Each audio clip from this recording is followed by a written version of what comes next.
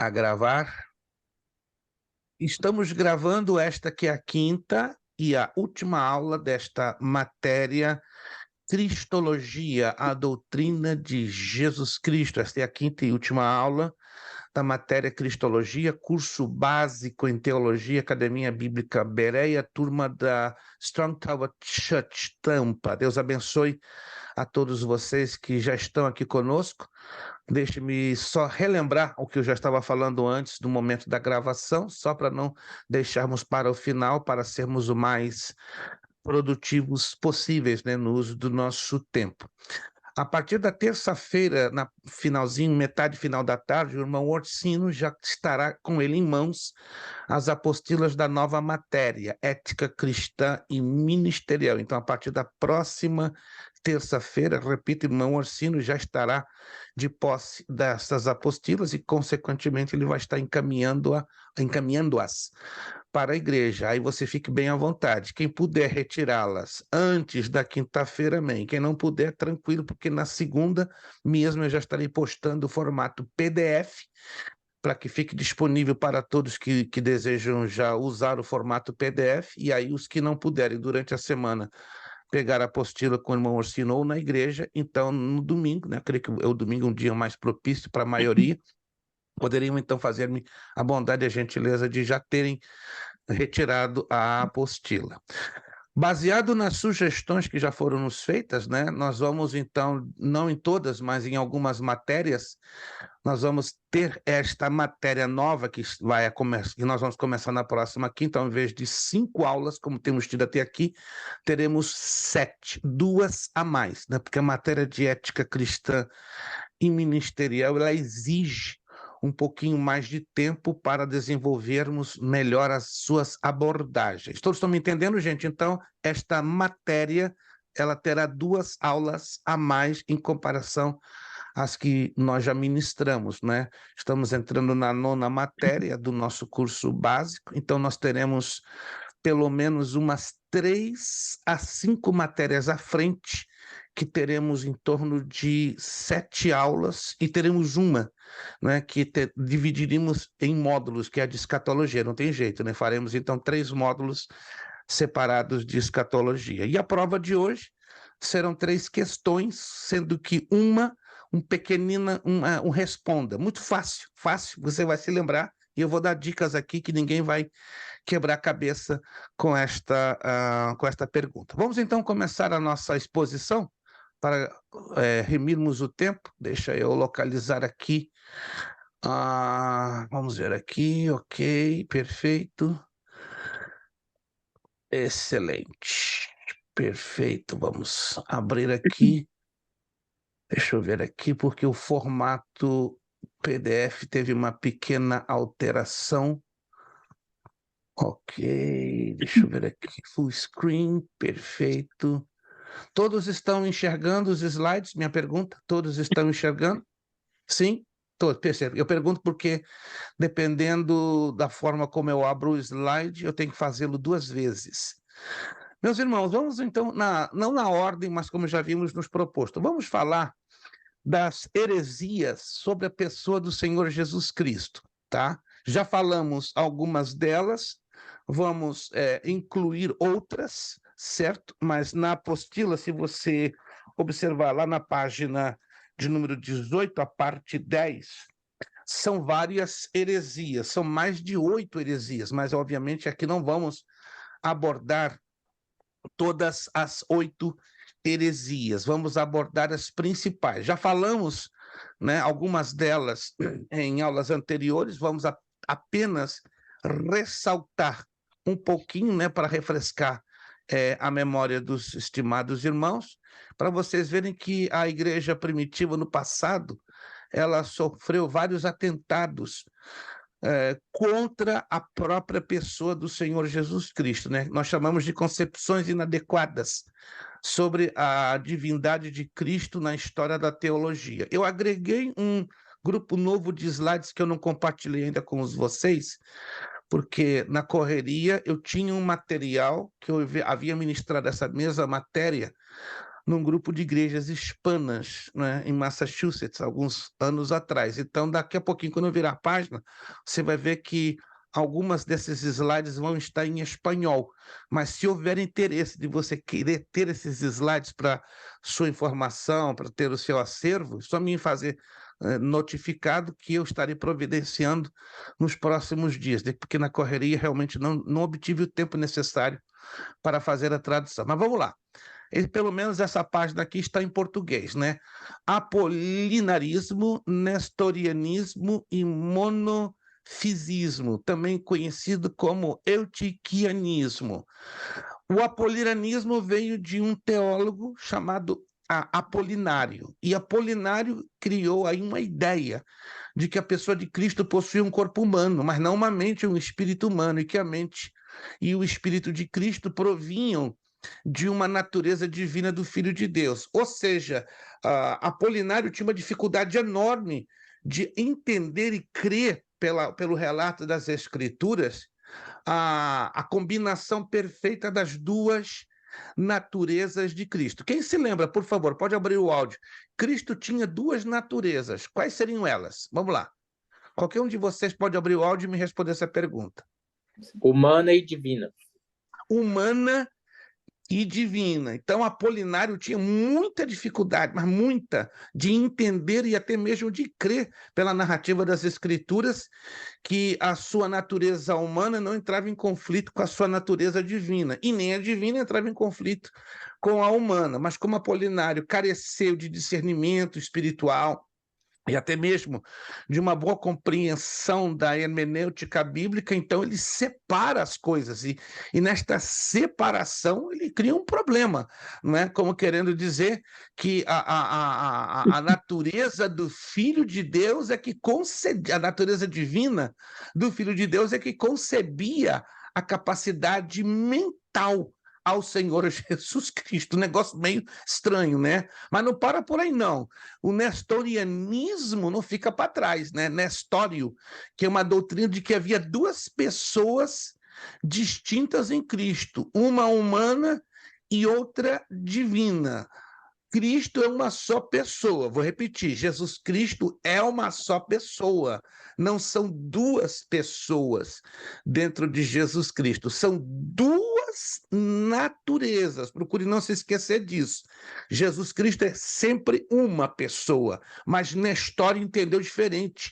Ele cria que haviam duas pessoas. Então ele tinha uma dificuldade enorme de discernir pela Escritura de que se tratavam ou de que se tratam de duas naturezas. O monofisismo ou eutiquianismo de Eutiáquio é mais complicado ainda.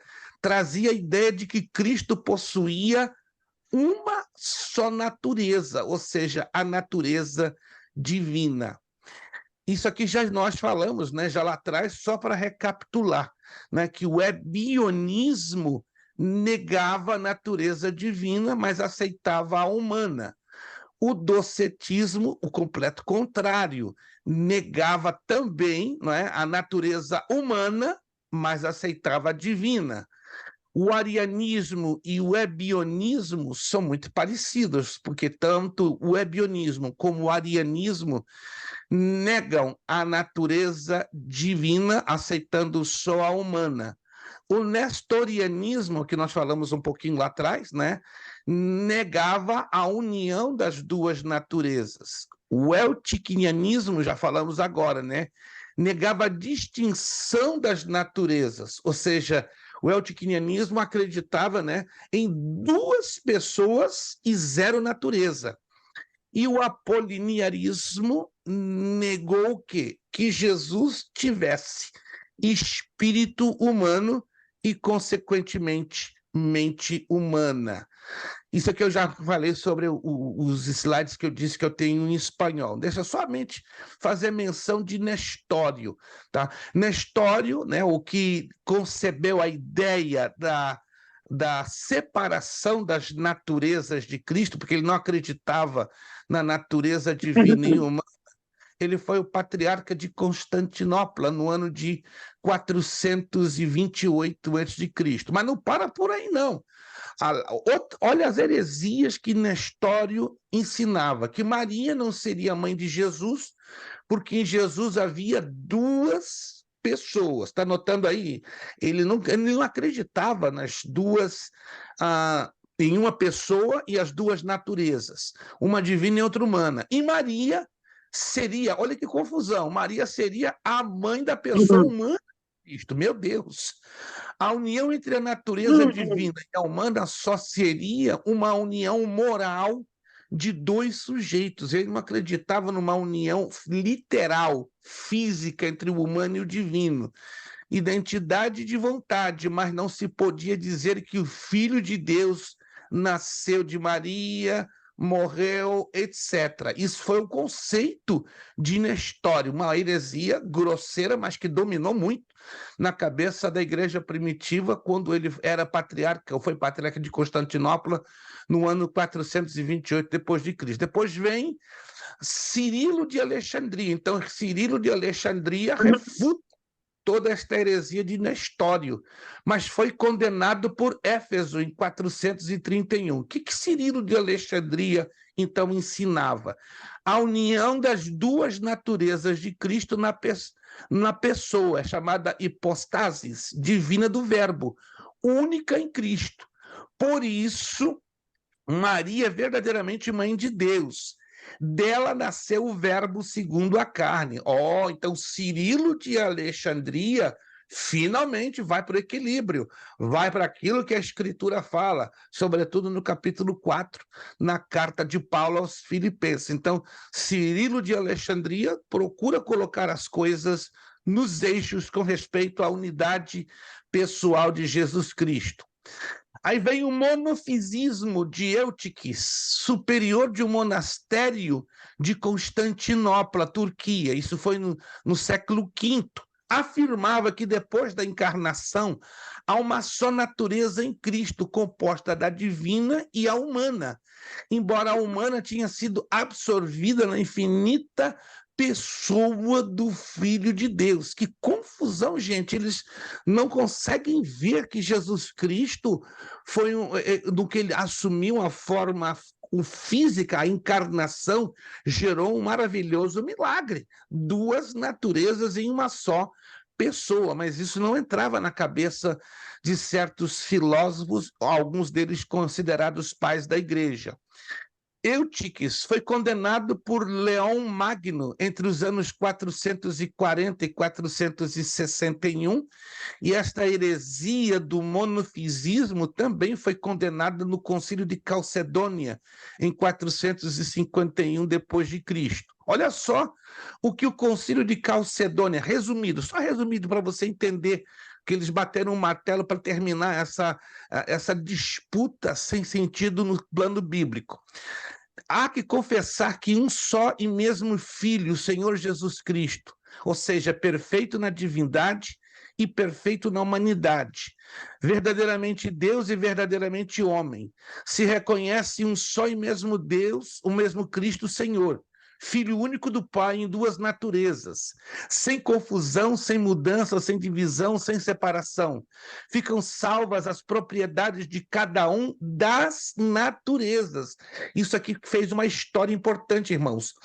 O Concílio de Calcedônia, se você quiser anotar, está na apostila, está bem registrado na apostila. O Concílio de Calcedônia bate de uma vez por todas, é a batida de martelo que define, anula esta confusão, não é, de pessoas separadas. É uma só pessoa, porém em duas naturezas. E quem dá o pontapé inicial, né, refutando a Eutiques, foi Leão Magno. Uma hipóstasis, o indivíduo é uma substância individual completa, subsistente em si mesmo, independente em seu ser de outros indivíduos. Se chamam pessoas as hipóstases mais dignas, os seres racionais que são donos de seus atos. Então está se explicando, né, que esta questão de duas naturezas em uma só pessoa, ela é completamente viável. Agora, isso aqui é para explicar pessoa. Agora, natureza. Pastor, estou meio confuso entre natureza e pessoa. A natureza está ligada à substância individual completa. A natureza muda um pouquinho. Olha só, aliás, a pessoa. A natureza é a essência, enquanto ao princípio de operações. Exemplo, a natureza de Pedro é sua condição humana com suas faculdades próprias, pelas quais age como homem. Mas Jesus tinha duas: a humana, que o levava a agir como homem, e a divina, que levava ele a agir como Deus. Compreenderam? Porém, as duas dentro de uma única pessoa, Jesus Cristo. Agora vamos melhorar aqui, ó. A distinção entre uma natureza e a pessoa que a possui é uma distinção entre uma parte e o todo. Exemplo, olha o exemplo. Pedro é uma pessoa, o todo, e a natureza é uma parte dele que lhe especifica. Em outras palavras, Pedro unicamente possuía o quê? Uma única natureza, a qual cabe a mim, a você e a todos nós. Concordamos? Ou seja, só temos uma, a natureza humana. Amém, irmãos? Ou temos algum anjo aqui encarnado entre nós? Acredito que não. Fica complicado, né? Se tem, aí é um assunto diferente, que a gente tem que chegar a uma conclusão. Quem de nós aqui é um anjo? Não, o anjo da igreja é o pastor Maurício, tem o anjo Jurandir.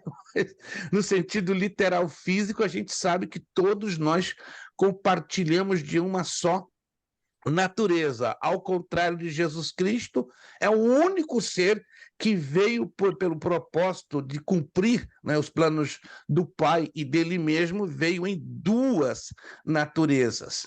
A união das duas naturezas em Cristo é chamada de união hipostática, ou seja, na pessoa. Não tem semelhança com nenhuma outra união.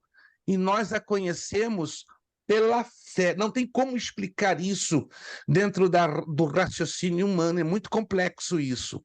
A natureza humana de Cristo é íntegra e perfeita, mas não é uma pessoa humana propriamente dito. Oh, que interessante! Nem é um sujeito distinto do verbo, que é a palavra, ou quem sempre existiu, Jesus Cristo.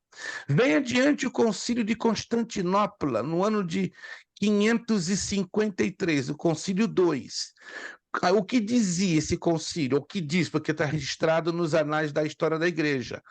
Confessou a propósito de Cristo. Não há mais que uma só hipóstasis, ou pessoa, que é nosso Senhor Jesus Cristo, um membro da Trindade.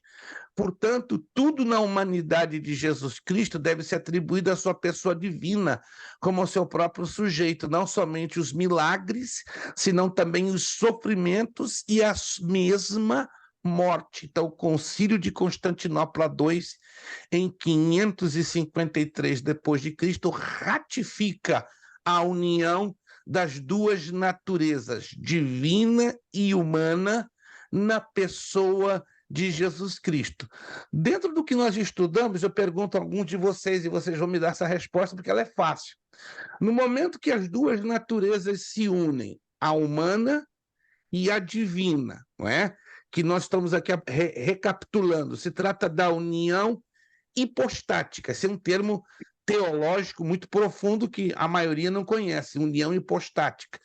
Mas na Bíblia, qual seria este termo? A Bíblia nos traz um termo mais simples, né? Que você lendo a epístola, a primeira, segunda, terceira epístola de João, como também o Evangelho de João, você descobre que a união das duas naturezas na pessoa de Jesus Cristo é resultado de um fenômeno que traz Cristo da sua essência espiritual para a essência física humana material. Como seria o outro termo dado à união hipostática? Nós já estudamos sobre isso. Alguém pode abrir o áudio? Encarnação. Irmão Caetano, meu Deus! Irmão Caetano está com um facão amolado. encarnação. Irmão Caetano, se não Questão se de ponto. importar, vou lhe dar 50 pontinhos, tá bom? Oh, Só para me glória. deixar um pouquinho mais animado, tá? Me permite. 50 pontinhos. Damian geralmente é que salta na frente e por enquanto ele está quietinho, né? Não apareceu ainda porque não estou vendo aqui na telinha o Damian ainda. Né? Se ele está, se manifeste, por favor. Então, nosso irmão Caetano, só para ficar um pouquinho mais contente, 50 pontinhos. Glória a Deus. Meu Deus. Encarnação. Anotaram? Então, que nós teologicamente conhecemos por união hipostática, que é a união das duas naturezas, ela se chama encarnação. Não tem nada a ver com reencarnação, por favor. A encarnação, está aqui, gente, não supôs a mudança alguma no Filho de Deus, que é imutável, só a mudança na natureza humana que começa a existir elevada inefavelmente a união pessoal com o Verbo. A pessoa de Cristo não é causada pela união das duas naturezas, senão que é eterna. Cristo não é ou existe por sua natureza humana, senão que por ela ele se faz o quê? Homem. Guarde isso. Cristo sempre existiu.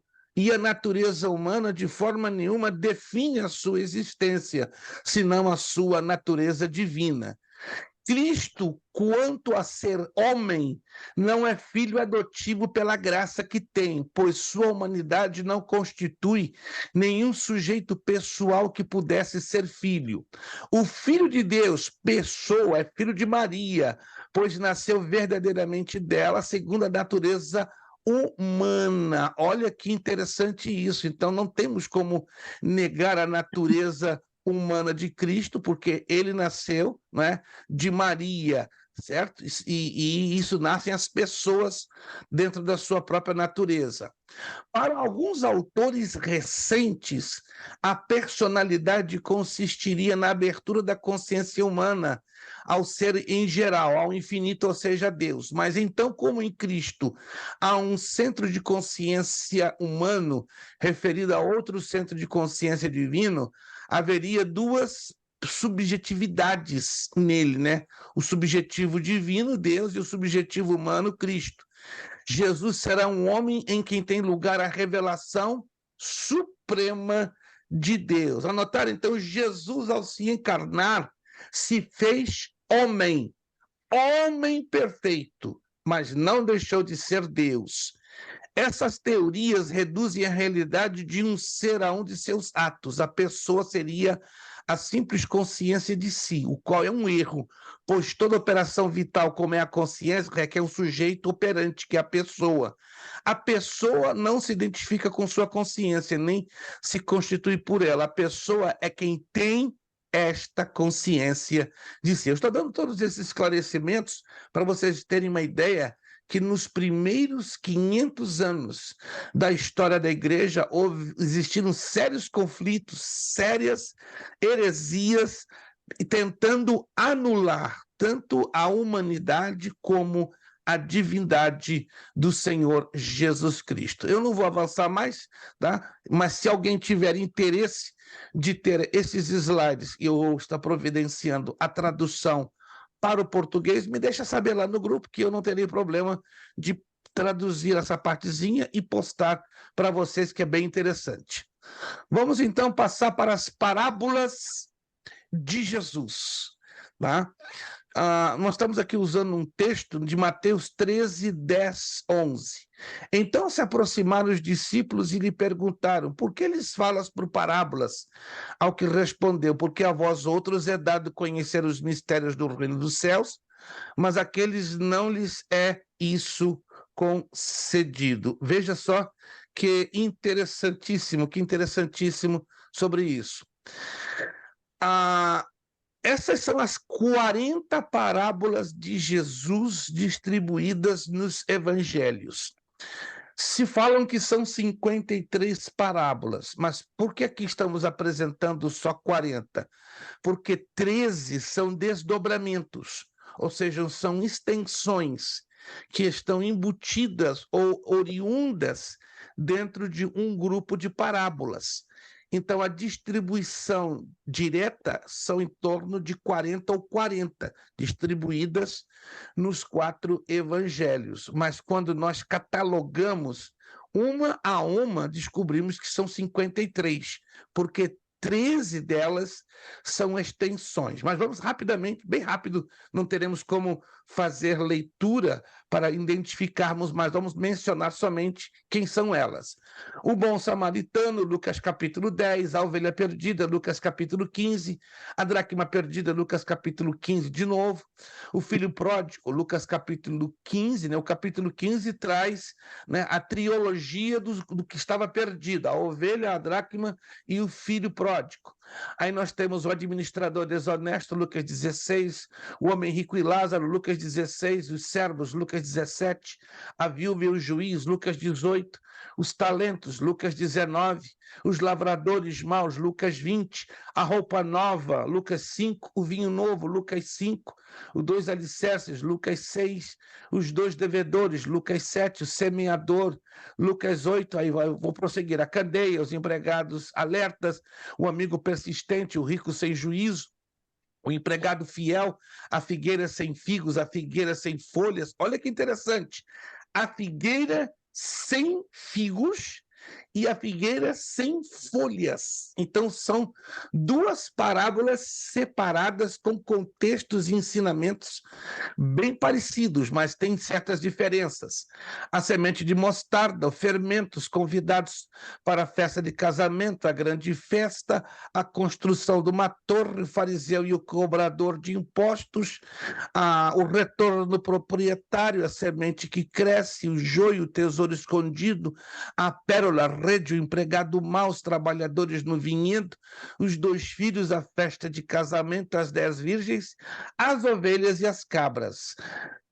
Pessoa especializada e que conhece a fundo no conteúdo dessas palavras, não seria eu propriamente, mas aí vocês têm o privilégio de ter a vossa pastora Kátia, né? Pastora Kátia, tenho acompanhado, né, no Instagram, né, pelo menos os anúncios das parábolas. Então, se você tiver dúvidas sobre as parábolas de Jesus, a autoridade no assunto é a pastora Kátia Machado. Então, corra, grite, pastor, me ajuda, porque eu preciso entender o mistério destas parábolas. E definitivamente elas são lindas e importantes, né, para o nosso conhecimento, aplicação e edificação espiritual.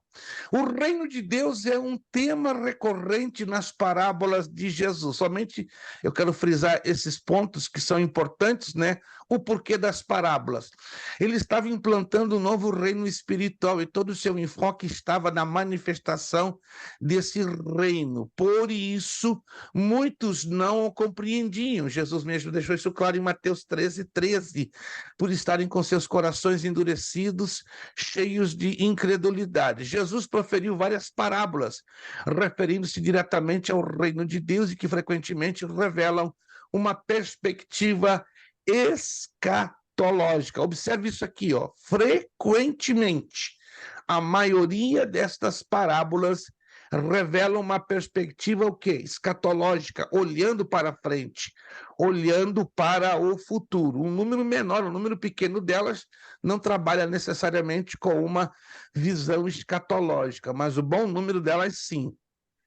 No Evangelho segundo João não há parábolas. Olha que interessante, anote isso aí em algum lugar. Está na apostila, mas no Evangelho segundo João não há parábolas. Entretanto, olha só, temos 2 passagens parabólicas, com efeito de parábola.